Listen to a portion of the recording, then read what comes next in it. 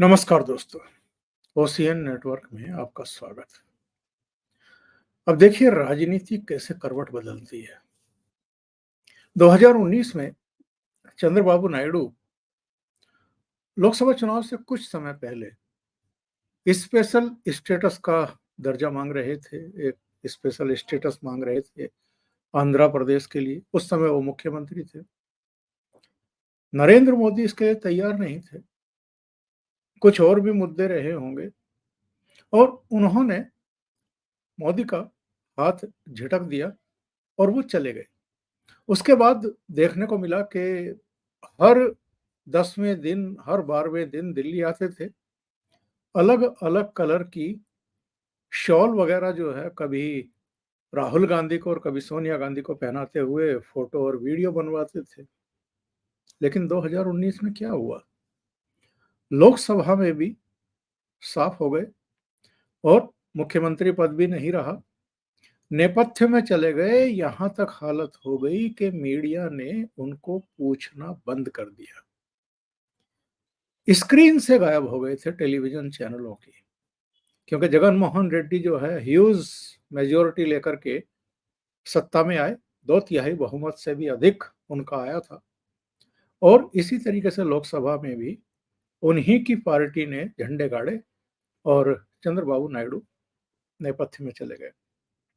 बिहार की बात करें तो नीतीश बाबू भारतीय जनता पार्टी के साथ ही थे। पिछली बार जब लोकसभा चुनाव हुए और विधानसभा चुनाव तक भी साथ ही थे। उनको मुख्यमंत्री भी बनाया, इसके बावजूद कि उनकी 40 और 50 के बीच में सीटें रह गई थी, घट करके 71 से सीधा नीचे आ गए थे। लेकिन बीच में कुछ हुआ और लालू और कांग्रेस के साथ चले गए। फिर लोकसभा चुनाव की जब चर्चाएं शुरू हुई, उनको लगा कि लालू और कांग्रेस तो मुझे खा जाएंगे और जिन उम्मीदों से वो वहां टिके हुए थे, यानी इंडिया अलायंस जो बनाया गया था, उसको इनिशिएट भी एक तरीके से नीतीश ने ही किया था कि मोदी के खिलाफ एक मोर्चा बनाया जाए। पहली बैठक भी उसकी पटना में ही की थी। लेकिन बहुत जल्दी उनको एहसास हो गया कि वो जो गलतफहमी पाले हुए हैं वो कभी पूरी होने वाली नहीं है और कांग्रेस कभी भी राहुल गांधी के अलावा किसी को नए बन रहे इस गठबंधन की अगुवाई करने ही नहीं देगी। इस बात को नीतीश थोड़ा देर से समझे, ममता बनर्जी पहले ही समझ गई थी। तो ममता बनर्जी कभी हाँ कभी ना, और कभी आती थी और कभी नहीं आती थी। तो वो तो संभल गई थी। नीतीश की समझ में बाद में आया और जब आया तो उन्होंने रातों रात फिर पाला बदला और भारतीय जनता पार्टी के साथ आ गए। अब आप देखिए सीन क्या बनता है। भारतीय जनता पार्टी 241 सीटों पर अटक गई। जो एक मैजिक नंबर होता है 272 का 543 के सदन में, वो वहां तक नहीं पहुंची। और भारतीय जनता पार्टी नेतृत्व ने टारगेट ऐसा बना रख दिया था देश के सामने कि वो टारगेट तो खैर अचीव होता हुआ इसमें दिखाई ही नहीं दिया। जब मतों की गिनती शुरू हुई, ये बहुमत तक भी पहुंचने के लाले पड़ गए। तो जाहिर है क्रिटिसिज्म दोगुनी गति से इनका हुआ। बहुत सारे लोगों ने मखौल उड़ाया, बहुत सारे लोगों ने क्रिटिसाइज करना शुरू कर दिया। कुछ ने कह दिया कि इनको तो बहुमत ही नहीं है, इनका तो नैतिक बल ही नहीं है कि ये तीसरी बार प्रधानमंत्री बने। लेकिन एनडीए को तो बहुमत था और चंद्रबाबू नायडू की पार्टी को भी 16 सीटें आ गई और नीतीश बाबू की पार्टी को भी 12 सीटें आ गई। तो ये तो 290 से ऊपर का स्कोर हो गया और अब तो और 10 जो निर्दलीय आए थे वो भी आ गए हैं। तो 303 इनकी संख्या एनडीए की आज पहुंच गई है। ये खुद जेपी नड्डा ने बताया। बहरहाल अब तमाम तरह की चर्चाएं हैं। कांग्रेस वाले पुराने पुराने वीडियो निकाल करके सोशल मीडिया पर जारी कर रहे हैं चंद्रबाबू नायडू के। कभी मोदी सरकार के बारे में, मोदी जी के बारे में उन्होंने जो जो टिप्पणियां की थी, इसी तरीके से कुछ नीतीश बाबू के बारे में अफवाहें उड़ा रहे हैं। ये भी कि साहब इन्होंने बार्गेनिंग शुरू कर दी है। तो होगा क्या? मोदी जी ने कभी गठबंधन सरकार भी नहीं चलाई है। तो ऐसे में उनके लिए कितना मुश्किल होने वाला है, कितना चुनौतीपूर्ण होने वाला है, या कोई चुनौती नहीं होगी उनके सामने, जैसे वो चलाते आए हैं वैसे ही चलाएँगे।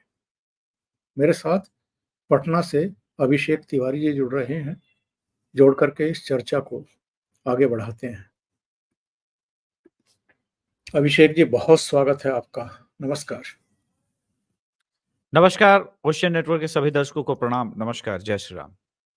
अभिषेक जी, तमाम तरह की बातें की जा रही हैं। इधर ये भी बात शुरू हो गई है कि साहब अग्निवीर पर जदयू का अलग स्टैंड है, एनआरसी पर भी अलग स्टैंड है, सीएए पर भी अलग है, यूसीसी पर भी अलग स्टैंड है। अब ये सारी बातें क्यों की जा रही हैं? क्योंकि जदयू का शुरू से ही यही स्टैंड रहा है इस चीज को लेकर के। देखिए, रिजल्ट जो भी आया है अब उसको हमको एक्सेप्ट करना होगा। बीजेपी ने जो भी ओवर कॉन्फिडेंस में 50 के आसपास सीटें गवा दी, अब तो बंगाल का खुल करके सामने आ गया कि बंगाल में सारे असेसमेंट सबके क्यों फेल हो गए। आपस में सैबोटाज है, जिस प्रकार से दिलीप घोष के ट्वीट आ रहे हैं, समझ में आ गया कि सर्वे गलत नहीं थे। बीजेपी के अंदर अपनी पार्टी के लोगों की महत्वाकांक्षाएं जिस प्रकार से टकराई, वो 50-60 सीटें ले भी थी। खैर, अब उस पर डिस्कशन का समय जा चुका है। अब यह है कि नरेंद्र मोदी सबसे पहले सरकार बनाए, फिर बीजेपी का नंबर कम से कम 260-62 तक किसी तरह पहुंचाए। इनके पास दो ट्रस्टेड अलाय माने जा सकते हैं। एक चिराग पासवान पे आप बहुत ट्रस्ट कर सकते हैं, दूसरा जो है मुझे लगता है जयंत भी माने रहेंगे, जयंत नहीं अभी बदलेंगे। वो कहीं नहीं और जाएंगे। हाँ, और एक जो है, क्योंकि जयंत अभी अब जाकर के विन विन सिचुएशन में आया और वो कहीं नहीं जा रहे हैं। और शिंदे तो टेक्निकली 274-75 का हो जाएगा और इससे वो मजबूत सरकार दे पाएंगे 5 साल तक। किंतु मेरा मानना है कि ये सरकार 2026 से आगे चलानी नहीं चाहिए। एक बार जैसे ही बहुमत आए, पार्लियामेंट को डिसॉल्व कीजिए और फ्रेश इलेक्शन में जाइए। जरूरी है, क्योंकि ये जो इनके पास पावर है इस वक्त कांग्रेस और विपक्ष के पास। आज देखिए, आज जिस प्रकार से शेयर बाजार को लेकर के अननेसेसरी प्रेस कॉन्फ्रेंस करके एक जेपीसी की मांग शुरू हो गई, अभी सरकार बनी नहीं है। अभी नीट के पेपर लीक को लेकर के जिस प्रकार से, और देखिए इसमें पहले इसीलिए मैंने नीट के लोगों का समर्थन कर दिया कि इसके पहले ध्रुव राठी जैसे लोग इस देश के स्टूडेंट और युवाओं को भड़काएं। आप ये समझ लें कि भैया ये 4 तारीख को नीट का पेपर रिलीज ही नहीं होना था, ये तो 12 तारीख की बात की है। तो इस धांधली पर, इस पर मोदी सरकार बहुत ठोस कार्रवाई करे, सबसे पहले इसके पहले वो लोग मांग उठाए। यही सब मुद्दों पे बीजेपी आईटीसीएल लैग करती है, वहां पर इनको स्टैंड लेना चाहिए, बड़े लीडर से ट्वीट कराने चाहिए। खैर, अब बात की क्या टीडीपी और जदयू भरोसेमंद है? जदयू के पास अभी पहली बार पावर का चेक एंड बैलेंस आया। मैं जदयू ऑफिस में था, एक बड़ा मंत्री पुराना जदयू का कह रहा है कि 10 सीट मोदी का और कम आ जाता ना, तब जो है बैलेंस बनता असली। क्योंकि आप भी जो कह रहे हैं ना कि 303 तक पहुंचा दी, तो उसे दिख रहा है कि मोदी इतनी जल्दी सारी प्रोफाइल तो नहीं दे सकता। रेलवे दे सकते हैं, संभवतः डिफेंस भी दिया जा सकता है, नहीं, लेकिन मुझे नहीं लगता अभिषेक जी कि वो रेलवे और डिफेंस देंगे, क्योंकि रेलवे में इतना सुधार किया जा रहा है, इतना काम किया जा रहा है कि वो अब इस स्टेज में किसी को देंगे नहीं। अब देखिए सर, दो बातें हैं। पश्चिमी यूपी का पता नहीं, लेकिन जो ये पूरा रूट है ना, पूर्वांचल, बिहार और वेस्ट बंगाल, इन लोगों का मानना है कि स्लीपर और जनरल क्लास लगातार कम किए जा रहे हैं, एसी डब्बे बढ़ाए जा रहे हैं और सुधार के नाम पर नई ट्रेनें इस रूट में बहुत कम मिली हैं। और ये सर, ये बड़ा रूट है सर, ये 100 लोकसभा से ऊपर शेयर करता है सर। 120 के आसपास ये अगर बंगाल, पूर्वांचल और ये मिला दे तो शेयर करता है सर। तो हमें अब थोड़ा कॉशियस होके कुछ काम करने होंगे। दूसरा, सबका साथ सबका विकास की जगह जिसका साथ उसका विकास पे आए और टीडीपी को महत्वपूर्ण मंत्रालय ना दे। जदयू करप्शन नहीं करेगा, एक बात है। जदयू के आप देखें, इवन पूरे टर्नओवर में बिहार में भी पलट्टी मारने का आप एलिगेशन लगा सकते हैं, लेकिन जदयू एक करप्ट पार्टी है, ये ठीक बात नहीं है, वो उन पे नहीं है। तो जदयू करप्शन नहीं करेगा, लेकिन टीडीपी नहीं करप्शन करेगा, इस बात में मुझे संदेह है सर। वो मानेंगे ही नहीं, उनके उनके जेनेटिक गुण में है। तो इनका क्या सॉल्यूशन है? वही है सॉल्यूशन कि लॉन्ग टर्म जितना जल्दी, जितना ज़्यादा तक खींच सके और समय ये ले लीजिए। क्योंकि एक बार मोदी सरकार पे उनके अलाय के ही थ्रू करप्शन का एलिगेशन लग गया, तब मोदी सरकार और व्यक्तिगत रूप से जो नरेंद्र मोदी जी ने 2002 से लेकर के 2024 तक अपनी एक ईमानदार, कड़क नेता की जो छवि बनाई है, वो ध्वस्त हो जाएगी।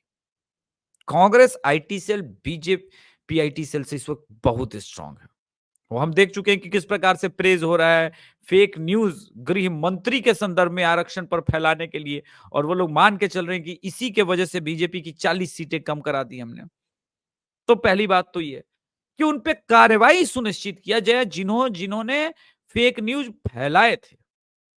आज सेलिब्रेट कर लेने दीजिए, लेकिन अब तक तो डिक्टेटर की जो ऊपर मृत्यु लोक पे बैठी हुई जमात है वो हंस रही है नरेंद्र मोदी पे कि कैसा डिक्टेटर है, इसके कार्यकर्ता मारे जाते हैं, इसकी सांसद को थप्पड़ मार दिया जाता है, इसके गृह मंत्री के विरुद्ध खुल करके फेक न्यूज फैलाया जाता है, प्रधानमंत्री को गालियां दी जाती है, तो डिक्टेटर समाज में हंसी उड़ा रहा है। तो मुझे लग रहा है 1-2 साल के लिए डिक्टेटर बनने में कोई बुराई नहीं है, आवश्यक है, बैलेंस करना बहुत आवश्यक है। नरेंद्र मोदी जी को पुराने रूप में अवतरित होना होगा, बहुत लिबर्टी ले ली लोगों ने, इन सब चीजों को करना होगा। अब रही बात जो आपने एक पूछा कि कॉमन सिविल कोड या uniform civil code, NRC, CA, Agniveer. अब देखिए अग्निवीर का मुद्दा बहुत आगे जा चुका है। कई लोग इससे एग्री करते हैं, कई लोग डिसएग्री करते हैं। मुझे लगता है कि अग्निवीर को रहने दीजिए और पैरेलल जो मिलिट्री की बहाली थी, उसको शुरू कर दीजिए। इससे होगा ये कि अग्निवीर आप वापस भी नहीं लेंगे और यूथ में एक मैसेज चला जाएगा। अग्निवीर की वैकेंसीज कम कर दीजिएगा, धीरे-धीरे सॉर्ट आउट हो जाएगा सारी चीजें। इनफैक्ट उनको डबल बहाली दिखेगी। तो वो चीजें और अगले 2-3 साल जम करके सरकारी नौकरी देखिए 5 ट्रिलियन इकोनॉमी का करेंगे क्या जब आप सरकार में नहीं रहेंगे? और वो कांग्रेस के हाथ में आएगी। अटल बिहारी वाजपेयी ने भर के रखा था, कांग्रेस आई लूट के ले गई। जम के सरकारी बहाली निकालिए अगले 2-3 साल में। भर दीजिए, कोई फर्क नहीं पड़ता है इस देश के लोगों को। ये देश इस देश के लोग यही डिजर्व करते हैं क्योंकि लॉन्ग टर्म इनका विजन कभी न था, कभी न है। आरके सिंह जैसे लोग हार गए। जिसने घर ले लिया अमेठी में वो हार गई। जहां अमेठी के लोगों के लिए सब कुछ कर दिया। तो ये सारी चीजें हैं। बस ये है कि थोड़ा आपको संयमित रहना होगा और मेरा एक निवेदन है आपके चैनल के थ्रू, उत्तर प्रदेश के लोगों को कोसना बंद कीजिए। उत्तर प्रदेश के लगभग 42% हिंदुओं ने सिर्फ बीजेपी को वोट किया। बहुत कुछ नहीं बिगड़ा है। सिर्फ 8% इधर-उधर हुआ है। वो वापस आप पा जाएँगे। इंटरनल सबोटाज था, सब कुछ था। थोड़ा राजपूत सँभालिए, त्यागी सँभालिए, पंडित सँभालिए, भूमिहार सँभालिए और अनुप्रिया पटेल के बहाने जो आपने सोचा था कि पूरा कुर्मी वोट जो है, वो आपके साथ रहेगा, वो नहीं रहा। सबसे अधिक कुर्मी सांसद जो है वो निकले समाजवादी पार्टी से। अलायंस भी तोड़ के कृष्णा पटेल से वो चैंपियन रहा इस मामले में। तो इन सब चीजों को असेस कीजिए और फिर चुनावी रणनीति बनाइए। जी। ये जो मंत्री पद को लेकर के चर्चाएँ चल रही हैं, एक पहले तो जब रिजल्ट आने से 1 दिन पहले नीतीश बाबू मिले थे, प्रधानमंत्री नरेंद्र मोदी से तो मीडिया में बड़ी चर्चा चल रही थी कि इस बार वो कम से कम 2 कैबिनेट स्तर के मंत्री और 1 राज्य मंत्री से कम पर नहीं मानेंगे। लेकिन जैसे ही पता लगा कि भारतीय जनता पार्टी 272 तक भी नहीं पहुँच रही है, तब चर्चाएँ शुरू हो गई कि अब तो हर 4 सांसद पर 1 मंत्री की डिमांड शुरू हो गई है। अब ये खाली चर्चाएँ हैं या वाक़ई इनमें कुछ सीरियसनेस है? मुझे इसे लेकर के भी डाउट है, क्योंकि आखिरी टाइम तक भी इस मीडिया को, अफ़वाहबाज़ मीडिया को ये भी पता नहीं चलता है कि कितने मंत्री शपथ लेने वाले हैं। जब राष्ट्रपति भवन में शपथ ग्रहण समारोह के हॉल में कुर्सियाँ लग जाती हैं, तब इनको पता लगता है कि कुल मिलाकर के कितने लोग शपथ लेंगे। तब तक इनको ये भी पता नहीं होता है कि कौन-कौन शपथ लेने वाला है। ऐसे में ये जो अटकलबाजी शुरू होती है कि मंत्री पदों को लेकर के बार्गेनिंग शुरू हो गई है, स्पीकर की माँग कर रहे हैं और स्पीकर की माँग जो है वो टीडीपी की तरफ से शुरू हो गई है। ये खाली हवाबाजी है, कयासबाजी है या केवल अफ़वाहबाजी है और ये भी कहीं न कहीं किसी टूल किट का हिस्सा है? ये तो टूल किट का हिस्सा होगा। देखिए 2 चीज़ें हैं, जब जनादेश ऐसा आएगा, तो मुझे नहीं लगता कि स्पीकर पद बीजेपी छोड़ेगी। स्पीकर बहुत महत्वपूर्ण पद हो जाता है लोकसभा में अभी जो सिचुएशन है, इस सिचुएशन में स्पीकर का बड़ा रोल है, इसलिए मैं नहीं मानता। हाँ, अब क्या-क्या हो सकता है? मैं आपसे एग्री वो वाला रेलवे पे नहीं करता, मुझे लगता है कि रेलवे ज़रूर बिहार की तरफ मुझे आता हुआ दिख रहा है। अ, बिहार को शायद ग्रामीण विकास वाला जो पोर्टफोलियो है वो ज़रूर मिलेगा। बिहार को विकास की आवश्यकता है तो उसपे थोड़ा जदयू के मंत्री लोग चाहते भी हैं कि वो वाला मिले, रूरल डेवलपमेंट वाला ये सब जो मामला है।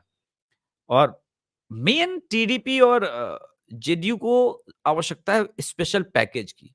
तो बीजेपी उन्हें वो ग्रांट करेगी कि देखिए आपके दोनों स्टेट में अगले 1 डेढ़ 2 साल में भरपूर इन्वेस्टमेंट के लिए और भरपूर काम के लिए ये रहा पैसा, आप पैसे का प्रयोग करो, मंत्रालय की तरफ कम ही देखो।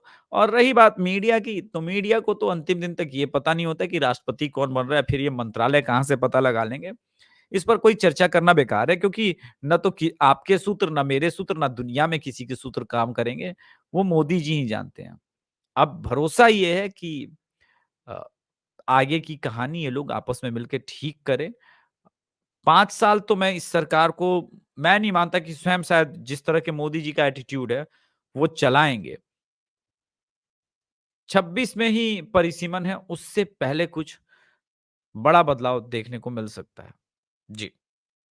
और ये जो सम्राट चौधरी और विजय सिन्हा के बयान आने शुरू हो गए कि 2025 का विधानसभा चुनाव नीतीश जी के नेतृत्व में ही लड़ा जाएगा, क्यों इस अब आप तरह के बयान दिए जा रहे हैं?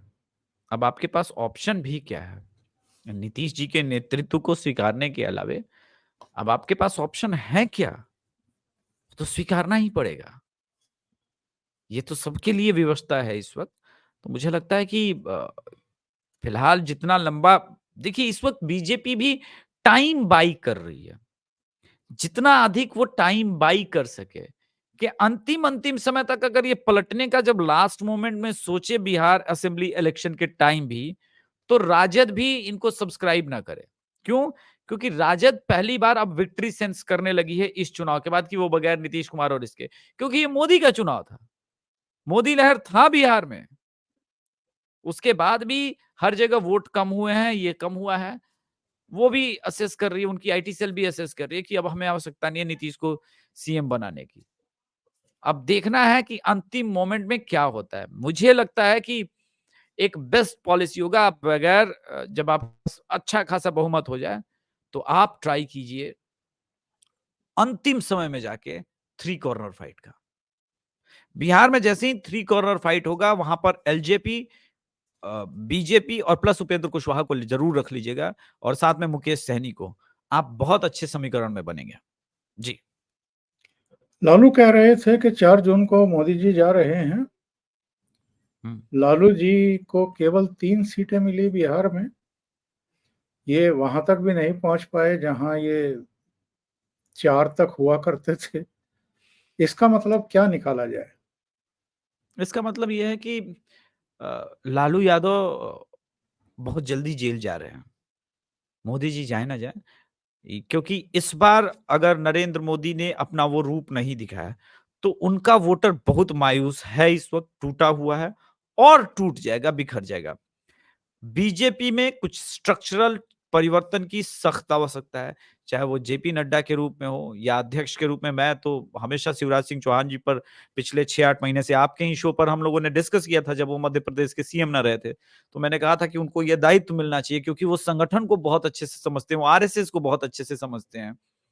बहुत समय बिताया है, जबकि जेपी नड्डा जी ने चुनाव के बीच में ये कह दिया कि हमको संघ की आवश्यकता नहीं।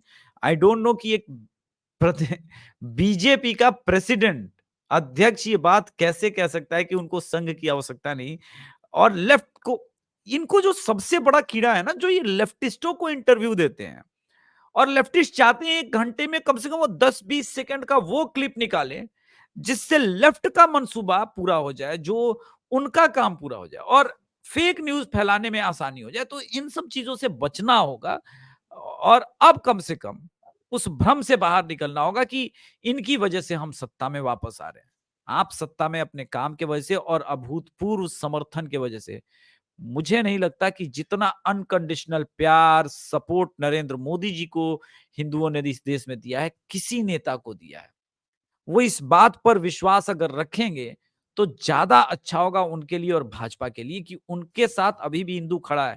हम हिंदू को गाली देना बंद करें। अभी भी बीजेपी का वोट शेयर 2014 के मुकाबले बढ़ा ही है, कम नहीं हुआ है। इंटरनल सबोटाज में आप सिर्फ 50 सीट हारे हैं, वो एक्चुअली आपने गवाया है, आपने गिफ्ट दी है। अब तो आकलन सामने आ रहे हैं कि ये दिलीप घोष और शुवेंदु अधिकारी का इंटरनल कॉन्फ्लिक्ट तो नॉर्मलाइज किया जा सकता था। वहां से आप 15 सीट जरूर एक्स्ट्रा निकाल सकते थे। आज जिस प्रकार के ट्वीट आए back to back Dilip Ghosh के, वो नेतृत्व बर्दाश्त नहीं कर पा रहे हैं शुवेंदु अधिकारी का। ये ठीक बात नहीं है। ये कोई बीजेपी पार्टी शुवेंदु अधिकारी या दिलीप घोष जी की नहीं है। ये हिंदुओं की पार्टी है, इनको समझना चाहिए था। अब ये है कि अब देखते हैं कि क्या होता है, लेकिन सबसे पहले सरकार बनाइए। सरकार बनाने के 2, 4, 5 महीने के अंदर टीएमसी और जदयू के बार्गेन पावर को समाप्त कीजिए, ज्यादा नंबर बढ़ाइए। तोड़ दीजिए आम आदमी पार्टी के ही 3 सांसद है, 3 ही तो है पंजाब में, टूट सकते हैं। ऐसे करके आप 10-15 विधायक 10-15 सांसद जरूर तोड़ सकते हैं। और मैं लालू की बात इसलिए पूछ रहा था कि कहीं मतदाताओं ने भ्रष्टाचारियों को उनकी जगह दिखाने का फैसला कर लिया है क्या? क्योंकि बिहार में लालू को 3 सीटें और पंजाब, दिल्ली, हरियाणा, गुजरात हर जगह चुनाव लड़ने के बावजूद 3 ही सीटें केजरीवाल को। देखिए, केजरीवाल के साथ अलग समस्या है। केजरीवाल जिस मोमेंटम में जा रहा था, उसे लगा कि सब कुछ अब वो बदल देगा। अब आज तो खींचातानी इनकी भी शुरू हो गई है, कांग्रेस और केजरीवाल की, कि दो हम विधानसभा में अलग-अलग जा रहे हैं। तो इंडिया अलायंस तो यहीं समाप्त, पहले भी समाप्त था। लेकिन अब जब बात हो रही है कि क्या होगा, लालू प्रसाद यादव को रिजेक्ट किया गया। लालू प्रसाद यादव के साथ या अखिलेश यादव के साथ एक बैगेज आता है, वो क्राइम का है, लॉ एंड ऑर्डर का है। इसको बीजेपी आईटी सेल जितना अधिक, देखिए बिहार में हम जैसे लोगों की ठीक-ठाक रीच है, पहुँच है, तो हम लोगों को जितना पॉसिबल हो सका हमसे हमने हमने काम किया। हमारा पहुँच उत्तर प्रदेश में तो हमारे मीडिया का ज़रूर है, हमारा ग्राउंड एक्सेस नहीं है। तो हम नहीं कर पाए पूर्वांचल में भी। ये अपनी कमी मानता हूँ। अगले एक हमारे पास यूपी इलेक्शन के पहले मेरे पास भी 2 साल है। मैं अपने आप को खड़ा करूँगा और मैं बीजेपी आईटी सेल के भरोसे अब नहीं बैठ सकता एक हिंदू होने के नाते। जिस प्रकार से हमारी टीम टूट करके रोई है, जिस प्रकार से अयोध्या की हार के बाद हम विचलित हुए हैं, अब सबको समेटने का टाइम है और रणभूमि में एक बार फिर से 2027 और 2025 में बिगुल जल्दी फूकेगा, तो जीतना भी पड़ेगा। महाराष्ट्र इलेक्शन सामने है, दिल्ली चुनाव सामने है, हरियाणा चुनाव सामने है, झारखंड चुनाव सामने है और जैसे-जैसे हम स्टेट्स जीतेंगे, इनका मनोबल टूटेगा, देख लीजिएगा। सबसे पहले आवश्यक है कि दिल्ली की लड़ाई आप जीतिए और हरियाणा रिटेन कीजिए। आपने ये काम अगर कर लिया ना, आधा मनोबल टूटेगा। महाराष्ट्र में बदलना नहीं है, रिटेन करना है अच्छे से। वो काम भी करना होगा, तो मराठा नाराजगी को समाप्त करना होगा। देवेंद्र फडणवीस को जिम्मेदारी से हटाना होगा और उनको कहना होगा कि आप वापस धरातल पे आइए, आईटी सेल पर मत देखिए और मूलभूत काम करने होंगे। आखिर सचिन वाजे के पीछे कौन-कौन लोग इन्वॉल्व थे, ऐसे लोगों को अरेस्ट कीजिए, ताबड़तोड़ गिरफ्तारियां करवाइए, अगर टॉप मोस्ट लीडर इन्वॉल्व था तो उनको भी जेल भेजिए। रूथलेस काम करने होंगे। जी। और राहुल गांधी कुछ ज़्यादा ही उत्साहित और दुस्साहसिक दिखाई दे रहे हैं। प्रेस कॉन्फ्रेंस कर डाली कि साहब हुँ। एग्जिट पोल बनाने वालों की, बीजेपी वालों की और शेयर मार्केट वालों की भी सबकी मिलीभगत है। जेपीसी की मांग शुरू कर दी। अभी सरकार भी नहीं बनी है और सरकार बनने से पहले, शपथ ग्रहण से पहले, लोकसभा के गठन से पहले, सांसदों के शपथ ग्रहण से पहले ये फिर से जो है उसी लाइन पर शुरू हो गए। ये राहुल गांधी ने बहुत अच्छा किया कि उसने न्यूज़ चैनल्स के अगेंस्ट में बिगुल फूँक दिया। ये बहुत ज़रूरी था। ये ब्लंडर को अगर बीजेपी ठीक ढंग से भुना ले और एग्जिट पोल, ओपिनियन पोल करने वालों को जेल भेजने की जो इनकी मंशा है। देखिए पास होना, फेल होना अलग, सबके अपने-अपने एक अलग होते हैं। वो लग रहा था कि 43, देखिए अभी भी मैं कह रहा हूँ यूपी में 42% लोगों ने बीजेपी को वोट किया है। तो जब आप पूछने जाएँगे 100 लोग में और 42 लोग बीजेपी की बात करेंगे तो आपके आंकड़े क्या रिफ्लेक्ट होंगे? 32 सीट? कभी नहीं होंगे सर। ये इंटरनल सैबोटाज ने और कम कर दिया। वरना ग्राउंड पर ये 45-46% नजर आ रहा था। और ये 3% का गैप होता तो संभवतः बीजेपी 50 जरूर होती। प्रॉब्लम यहां है, सर्वे करने वाले गलत नहीं है। ना तो मैं, प्रदीप गुप्ता जी उस दिन रो रहे थे, वो आदमी टूट गया। उनका स्ट्राइक रेट सर 85% है। उनकी टीम बहुत बड़ी है सर, 400 से अधिक इंप्लॉइज हैं उनके पास। फुल टाइम इस यही करते हैं, वो चुनावी विश्लेषण नहीं करते। फुल टाइम 5 साल वो यात्राओं में रहते हैं उनके लोग। जानबूझ करके गलत नंबर नहीं उसने प्रेडिक्ट किया था। उसे लग रहा था होता है, 5 लाख का सैंपल साइज था, क्या हुआ?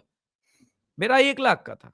तो सैंपल साइज कितना बड़ा हम कर लेंगे सर? 4 करोड़, 5 करोड़, 40 करोड़ वोटर हैं और हमारा 4 लाख, 5 लाख, 3 लाख, 2 लाख सैंपल साइज होता है। कभी-कभी शॉकिंग रिजल्ट्स आते हैं। महत्वपूर्ण ये है कि आप ये नहीं कह सकते कि हम पूर्वाग्रह से ग्रसित ग्रसित थे। महत्वपूर्ण ये है कि एक प्रयास होता है अपने व्यूअरशिप के लिए, अपने लोगों के लिए। और मैं तो थोड़ा-सा राष्ट्रवादी हूँ और मेरा तो इन्फ्लुएंस आपका, जयपुर डायलॉग्स और ऑफ कोर्स आदरणीय भाऊ तोरसेकर सर का है। गलत हो गए, 5 दशक से पत्रकारिता जो आदमी कर रहे हैं, वो कभी-कभी गलत हो सकते हैं। तो मैं तो 40 साल का हूँ, प्रदीप गुप्ता 50 साल के होंगे, क्यों नहीं हो सकता सर? इसको लेकर के जो राहुल गांधी ने बिगुल फूँका है, इससे न्यूज़ चैनल्स को दुश्मन बनाना बहुत अच्छा काम है। एक बार उनका रुझान जब बदलेगा, तो इनका प्रोपेगेंडा भी वो ध्वस्त करेंगे और खुद ही तोड़ेंगे। तो वेट एंड वॉच की स्थिति करनी चाहिए। न्यूज़ चैनल संपादकों को तो आप गाली दे लो, हुँ, लेकिन जो बीट रिपोर्टर होता है, हुँ। उसके बारे में अगर आप इस तरह की टिप्पणी करें, जैसी आज राहुल गांधी ने जी। मौसमी सिंह के बारे में की है, ये तो आश्चर्यचकित करने वाली घटना है। सुनवा देते श हैं दर्शकों को।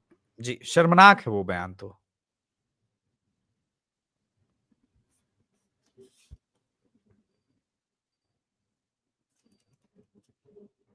लगता है आवाज़ नहीं है इसमें। मैं बता देता हूँ अपने दर्शकों को ऐसे ही। मौसमी सिंह ने इनसे पूछा था कि आप जेपी सिंह की मांग कर रहे हैं, इसका मतलब ये है कि पार्लियामेंट को फिर बाधित किया जाएगा और पार्लियामेंट पर पब्लिक का बहुत पैसा खर्च होता है। क्या और तरीके नहीं हो सकते हैं कि पार्लियामेंट को बाधित ना किया जाए? और राहुल गांधी ने उनसे कहा कि आप मेरी तरह एक टी-शर्ट पहन लीजिए और उस पर कमल का फूल जो है निशान लगवा लीजिए। यानी उन्होंने कांग्रेस बीट कवर करने वाली आज तक की पत्रकार को बीजेपी की एजेंट बता करके भरी प्रेस कॉन्फ्रेंस में और नेशनल टीवी पर लाइव था पूरे देश में, उसमें बेइज्जत करने का काम किया है। ये ये तो अच्छा हुआ सर। बैठे-बिठाए पूरे मीडिया को जो है अपना दुश्मन बना रहे हैं। नहीं, ये देखिए होता है। ये आदमी तो पहले से ही एरोगेंट है। इसका एरोगेंस तो 52 सीट और 44 सीट आने पर भी कम नहीं हुआ। अब तो ये 99 पर खड़ा है और ऐसी चीज़ें आपसे गलतियाँ कराती हैं। सो हमें बहुत, मैंने तो कह दिया इवन अपने दर्शकों से, अब मुझसे तनिक भी लेश मात्र का उम्मीद न करे। मैं खुद स्वयं प्रो बीजेपी प्रोपेगेंडा करूंगा, रचूंगा और वो सब करूंगा जिससे बीजेपी जीते। सारे काम करूंगा सारा। मुझे कोई कहने में हिचक नहीं है। भैया यहाँ इस देश में कोई निष्पक्ष नहीं और मैं अपने प्रधानमंत्री जी को हार के बाद इस तरह से मायूस नहीं देख सकता। मैं निष्पक्ष नहीं हूँ और मुझसे उम्मीद ना करें। राहुल गांधी के विरुद्ध भी जल्दी प्लानिंग के साथ ग्राउंड पर हम लोग कैसे तोड़ेंगे 2025 विधानसभा सभा चुनाव में, ये भी हम दिखाएंगे। जल्दी और दिखेगा सर। 200 241 सीटें जीतने वाले प्रधानमंत्री के बारे में कहा जा रहा है कि वो हार गए हैं और केवल 99 सीटें लेकर के विक्ट्री का साइन दिखाने वाले कह रहे हैं कि हम जीत गए। वाह! तालियां पिछले बजनी द चाहिए इनके सम्मान में। पिछले 10 चुनाव में सर इन लोगों ने कभी भी 240 का आंकड़ा नहीं सुना। लास्ट 10 चुनाव में। और राहुल गांधी विक्ट्री साइन दिखा रहे हैं। मैं पीड़ा समझ सकता हूँ कि अभी भी अब तो इंतज़ार ही करना है, सत्ता में आए नहीं। ये मैक्सिमम जितना ज़ोर लगा सकते थे। अब तो ये नहीं कह सकते ना कि भाई मुसलमान 1 भी प्रतिशत इधर-उधर, मुसलमान 100% वोट करके देख चुका है और बीजेपी के हिंदू आलस बना के भी अपना दिखा चुके हैं कि अगर हम 6-8% कम भी करेंगे तो ये स्थिति है। इस हार के बाद मुझे नहीं लगता कि हिंदू भी अब अपने घरों में बैठेगा क्योंकि सबक उन्हें मिला है। अच्छी बात है, कभी-कभी झटका होना चाहिए, झटका लगना चाहिए। झटका सबको लगना कभी-कभी ज़रूरी है कि कम से कम पता चले कि भाई आपके पाँव के तले ज़मीन नहीं, कमाल है, तुमको यकीन नहीं। तो कम से कम ज़मीन का हम लोग को एहसास समय-समय पे होते रहना चाहिए। ये भगवान का मैं प्रभु श्री राम जी का शुक्रिया कर अदा करता हूँ कि भगवान श्री राम अपने भक्तों को समय-समय पर ये एहसास दिलाते हैं कि देखो तुम गलत रास्ते पर मत जाओ, तुम मेरे बहुत प्रिय है, तुम वापस लौट आओ। तो वापस लौटना ज़रूरी है। जी, बहुत-बहुत धन्यवाद अभिषेक जी जुड़ने के लिए और महत्वपूर्ण मुद्दों पर चर्चा करने के लिए। धन्यवाद सर। नमस्कार। जय श्री राम। जय श्री